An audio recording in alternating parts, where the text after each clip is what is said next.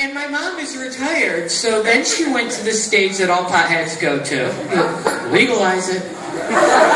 She's like, you know, Pammy, I think that people after 65, we should have this anyway.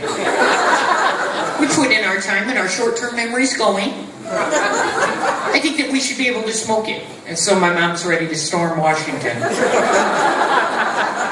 You'll see her. You won't see her though, because like I said, I'm Italian and she's this tall. And one of the things that bothered me, I don't know if it was smoking the pot that kind of crossed this bridge with her, but now she will have completely inappropriate conversations with me. Has anyone gotten this? Like, you reach a certain point in your life and your parents start discussing shit that you're like, didn't you teach me my manners? Should we be talking about this? Don't you have friends? But she called me the other day, okay, and she's all excited on her cell phone, and she's just like, hey, Pammy, it's Mommy. I have good news. Okay, great, Mom. Fabulous. What's the good news? Well, I was at the OBGYN.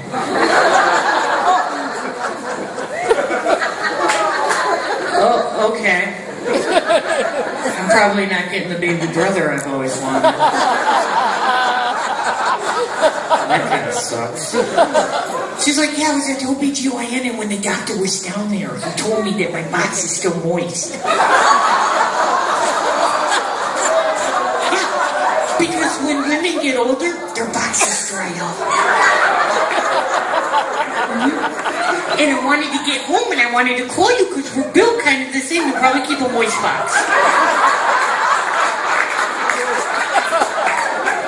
When did this ever become okay? Seriously, I mean, doesn't she have friends? Friends, moist box, dry box, in-between box, they can talk about this. Where was she going with having her legs up in stirrups, the doctor down there, the speculum, to, I hope I don't hit any traffic. Yeah, I gotta get home and talk to Pam about moist box. Beep, beep, moist box coming through. Outside. Yeah. Completely inappropriate. I was at her house the other day, and again, my mom's retired, so she has her calendar up, and she has like all these volunteer things that she does and whatnot, so I'm looking at them, but all the days are peppered with these little letters, NS, BS, LS, blah, blah, blah, all the way through. So I'm looking at it, and I said, Mom, what is this? And she comes over, and she puts on her glasses, and she goes, oh, that's where I do my volunteer work. I said, I understand that, but what are all these little letters here? Oh, those are my shits. What?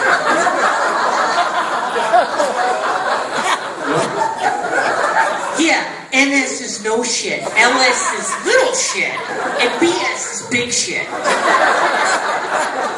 Last week was kind of rough for you.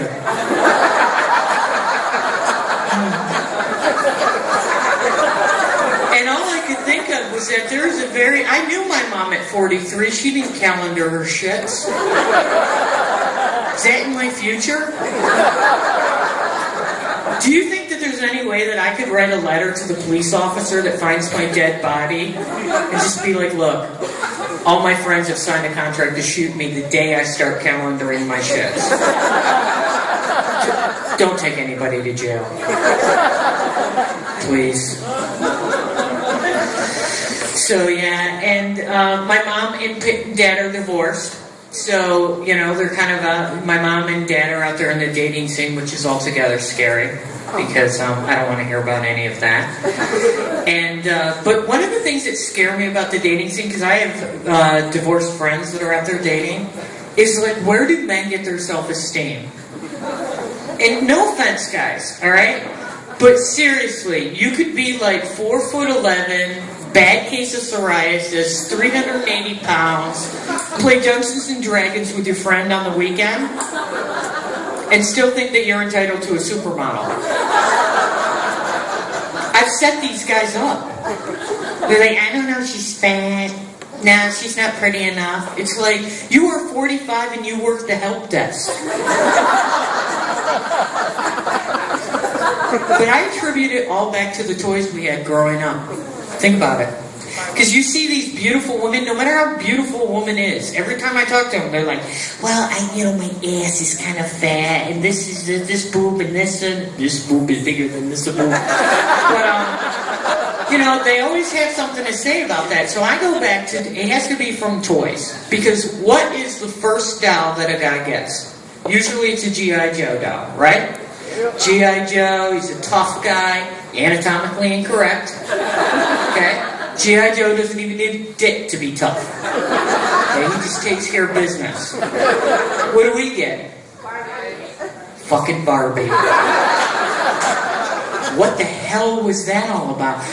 Barbie, anatomically, if she were a full-size person, she would not be able to be ambulatory. That means walk.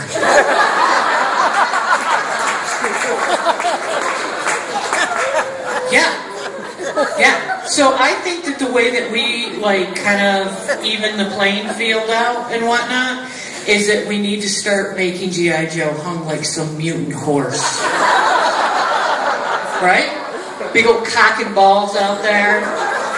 Right? Let's give men some of that unachievable beauty for a fucking change.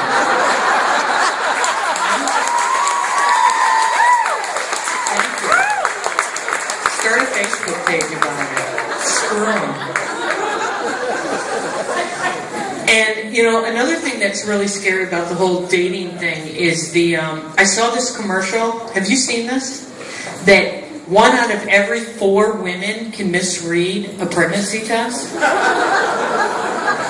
the fuck? And we're talking plus and minus signs.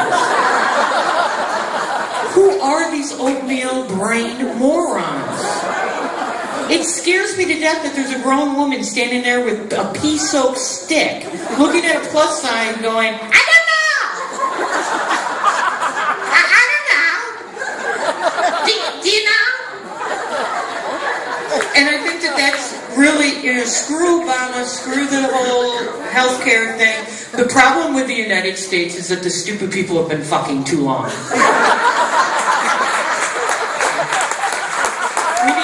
Smart people fucking again. Give her the fucking pregnancy test before you bang her. If she can't figure it out, for God's sakes, put a Jimmy hand on it.